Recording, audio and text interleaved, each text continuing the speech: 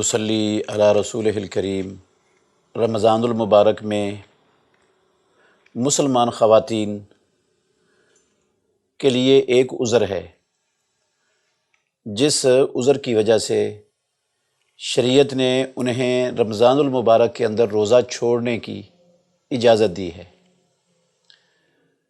اور بعد میں رمضان کے بعد وہ ان چھوڑے ہوئے روزوں کی قضائی دیں گی، قضائی ان پر لازم ہوگی۔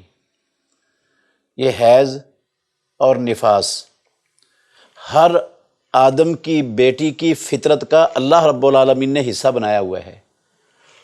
ہر بالغ عورت اور ہر وہ شادی شدہ عورت، اس کو حیض اور نفاس کا سامنا کرنا پڑتا ہے۔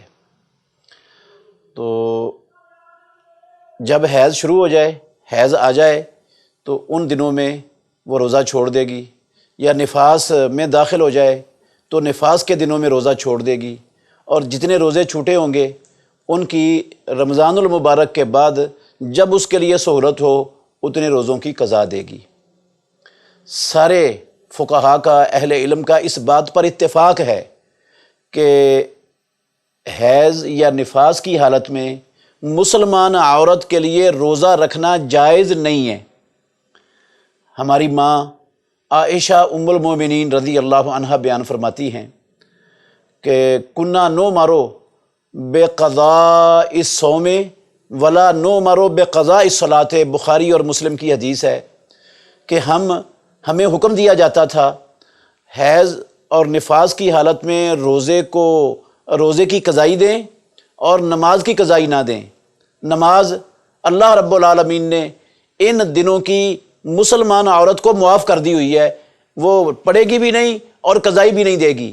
البتہ روزے کی چھوٹ ہے، وہ ان دنوں میں رکھنا اس کے لیے جائز نہیں ہے، چھوڑ دے گی، اور بعد میں اتنے روزوں کی قضائی اس پر لازم ہے۔ یہ کہتی ہیں ہماری ماں، نو مرو بے قضاء الصوم، ہم روزے کی قضائی کا حکم دیے جاتے تھے، اور یہ حکم رسول اللہ صلی اللہ علیہ وسلم کا تھا، ان کی طرف سے حکم دیا جاتا تھا، کسی اور طرف سے نہیں تھا۔